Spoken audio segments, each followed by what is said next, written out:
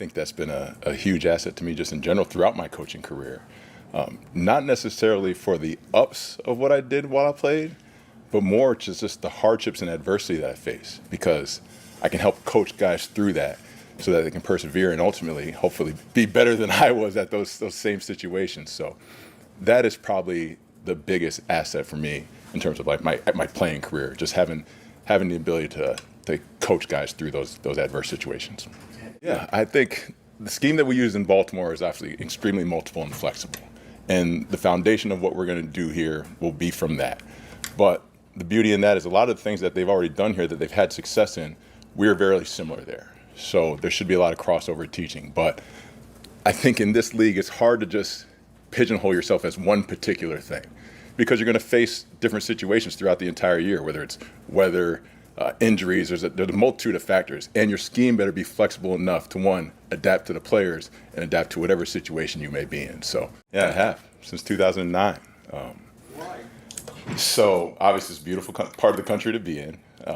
I'm from upstate New York, so to come down to the sun, the beach, and all that stuff is obviously incredible. Like, you want to be down here. It's awesome. And my wife and kids, they love it too. So we bought this place in '09. My wife, who was my girlfriend at the time, helped me find the place, and we've kind of grew into it. Now, it certainly won't fit us all now because we didn't have 2 kids when we first bought the place. So we'll be selling it. But we've always loved it down here, man. It's a tremendous community. Yeah, I have a couple. The first one is Romeo Crennel, right? He is a guy that obviously was very detailed in terms of techniques and fundamentals and what he expected from the guys. But more importantly, off the field, like, he was extremely calm in the chaos, right? There's a lot of ups and downs throughout the NFL season. You have some guys that ride the roller coaster.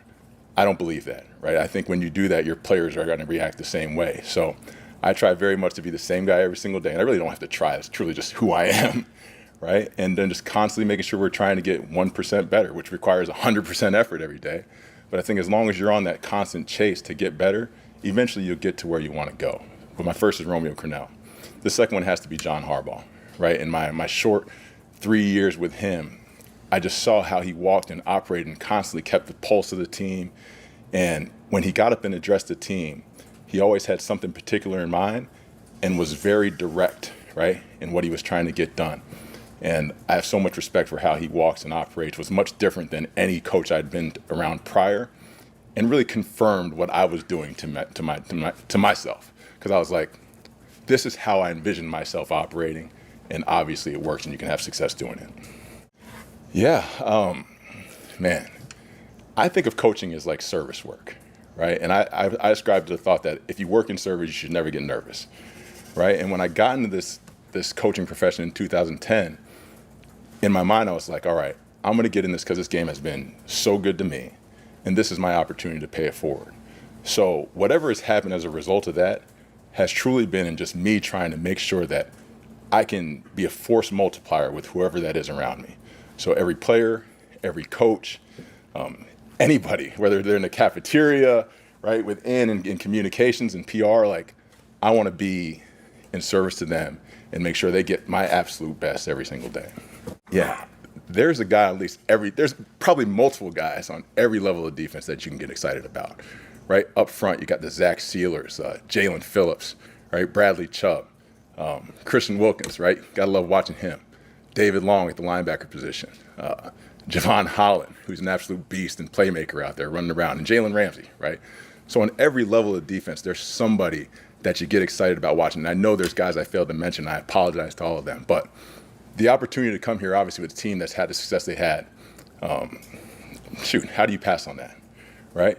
Mike and that offense, they're going to put up points, right? That's definitely going to happen. And it's our job to make sure that we give up less points to the other team.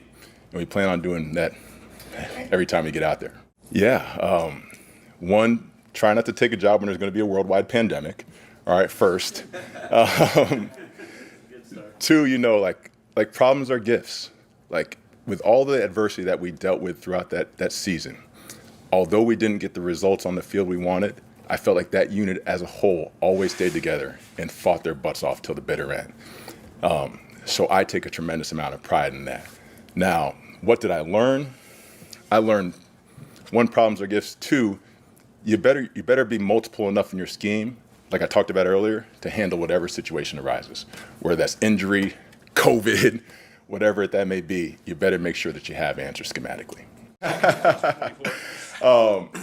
I love coaching good players, and obviously he is one of them. So have a tremendous amount of respect for him. Know that he's positioned himself, obviously, for a huge payday. And as an ex-player, I completely understand the business of the league. So love Christian, right? Would love to have him. But, man, we'll see.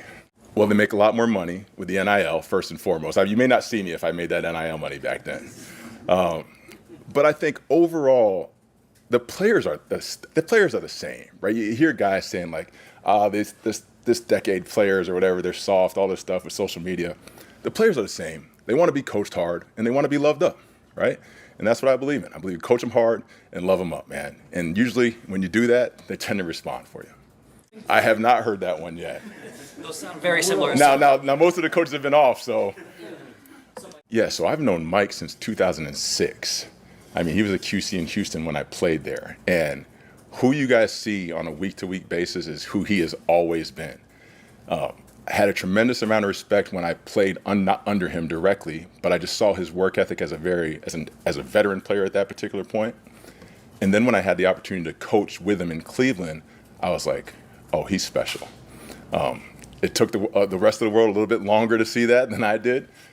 Some other head coaches along the way, I tried to get them to hire Mike, wouldn't listen, and hey, to their detriment, right? But from a coaching standpoint, philosophically, we believe in the same things. We believe it. I'm going to go back. So do you guys remember Clarence Brooks? All right, Clarence Brooks, he coached here defensive line back early 2000s, something like that.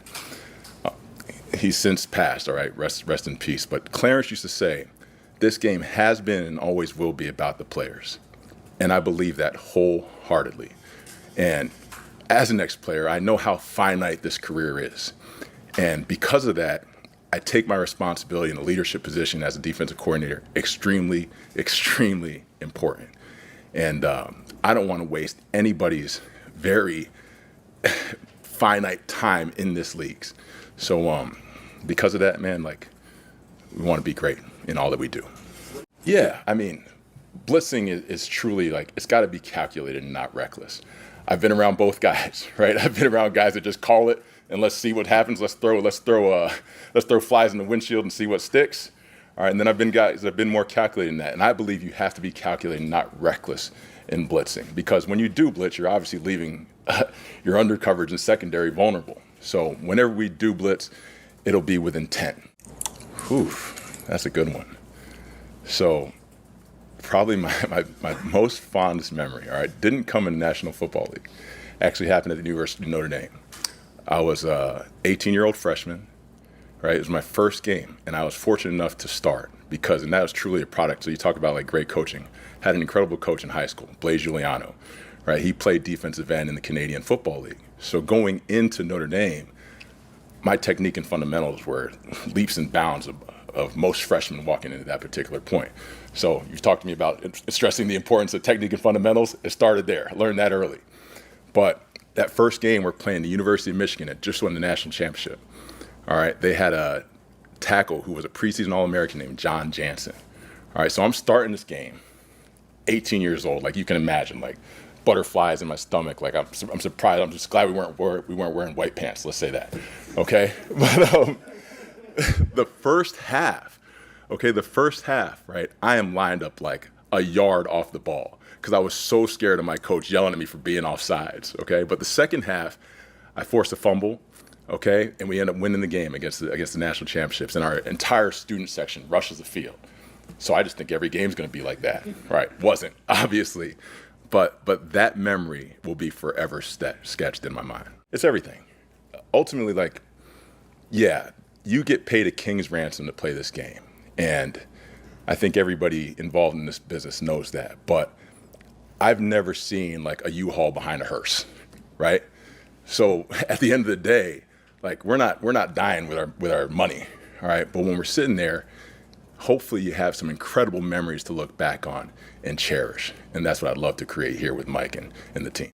So Joe Barry obviously is a tremendous football coach, right? Most recently the defensive coordinator of the Green Bay Packers. Back in 21, when I left Houston, me and Joe spent a lot of time conversating about the potential of joining up with the Chargers under Brandon Staley. That didn't come to fruition, but through those conversations, we formed a friendship. And over the years, like, we've always kind of kept in touch. And then through mutual friends, I've obviously heard just nothing but incredible things about him. So to add him to our staff with his wisdom and intellect and knowledge is a tremendous win for us as a team, and then for me individually, right? As a guy that's just been in it most recently calling it. Brian Duker, who we just hired as pass game coordinator, we worked together in Cleveland in 2014 and 15. And then he has familiarity with the scheme that we want to run because he was with Wink Martindale in Baltimore for a number of years as well. So, and I think he's just tremendous football mind, young kind of up and coming coach, has great ideas. And obviously you see his team with Detroit, they just lost an NFC Championship game, right? So does a tremendous job there. I think it was a huge opportunity to get him. Ryan Crow, right? Ryan Crow, you look at Tennessee's outside backers, okay? Harold Landry, I can't even remember who else is out there, but all they did was produce and get after the quarterbacks and set dominant edges, which is exactly what we want to do here, all right, at the outside backer position. But to that being said, I do think Ryan Slowick did an awesome job doing that a year ago with the outside backers. I view Ryan as a tremendous asset because he's coached on every level of the defense. So when you have that guy, I mean, and one, he's incredibly selfless, right? So he's actually going to help us in the secondary as well. And really look forward to working with Ryan and trust his just football acumen in general. And then the last guy I think we added so far is Deshaun Sheed, who played corner, all right, played behind Richard Sherman in Seattle, all right, won a championship, has since been in coaching. And shoot, I mean, you look at Seattle and what they've done there, particularly at the DB position. I mean, there's a lot of good ones. And I feel like when you talk to him, you can just feel the impact that he's had on them. So he's a younger guy, he's got all the energy, and he can relate. You talk about ex-players being able to relate to current players and being out there talking from a vantage point of, I've done this, here's how you can help yourself, right? He obviously provides that too. So excited about everybody, man. And most importantly, to me, they're all incredible football minds, but more importantly, they're good people, right?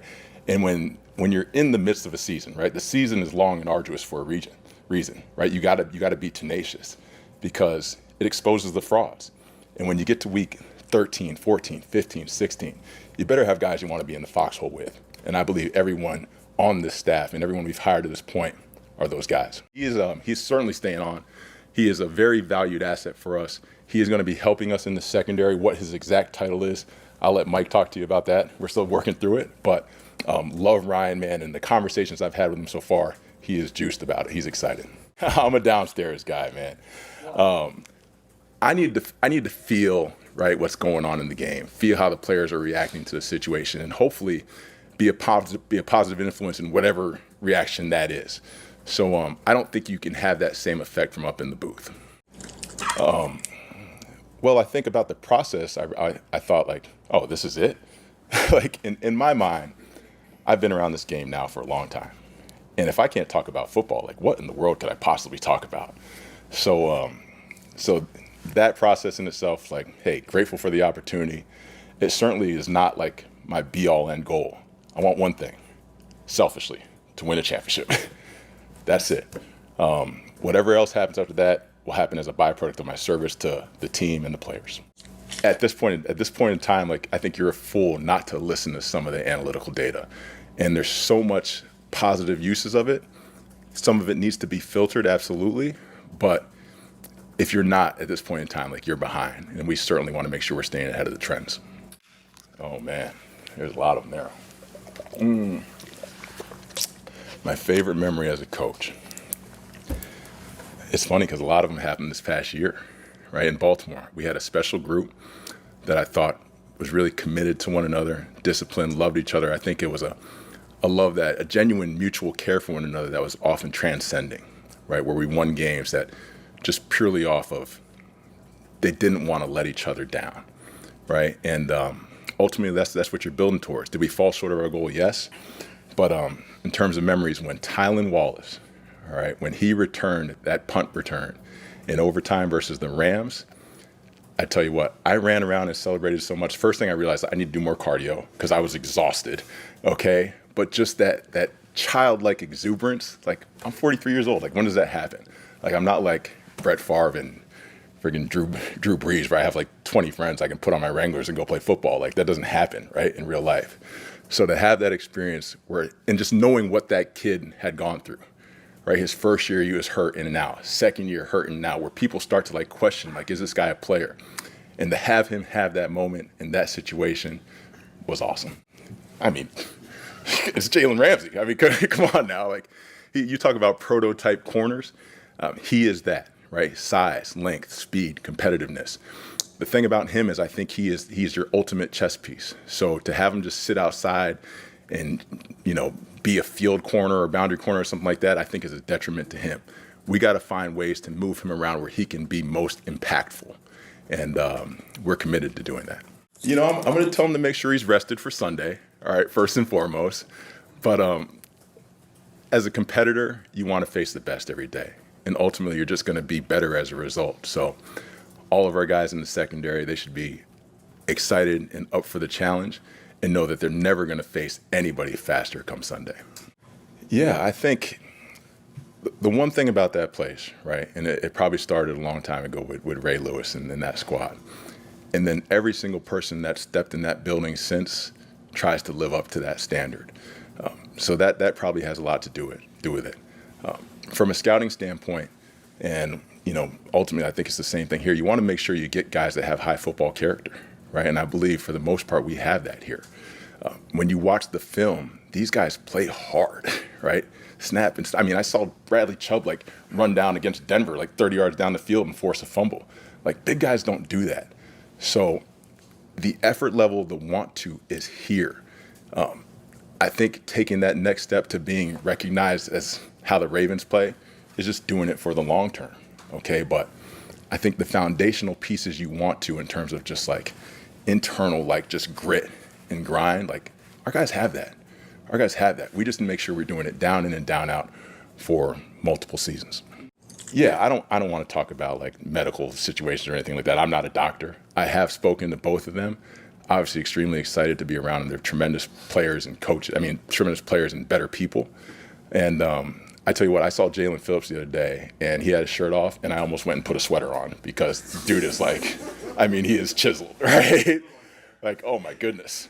But man, just super excited. They have, just great personalities. Like, they're people you want to be around. You could tell they're going to make everybody around them better by just being out there. Yeah, I think you need to be grounded in your technique and fundamentals. It starts there. So every coach that's on staff certainly believes in that. And the guys that have been here, you see that with their guys on tape. Once you're sound there, that allows you to unleash whatever God-given ability you have. Without it, like, sometimes you can just be flailing around a little bit. I call it like, it's like the story of the prodigal son, right? He leaves, things get awry, comes back home, and your dad's just sitting there with open arms. Your technique and fundamentals are the same way. Like, if you go awry from it, like, things can get crazy, all right? Come back to your technique and fundamentals. It'll be sitting there in open arms, and things will get right.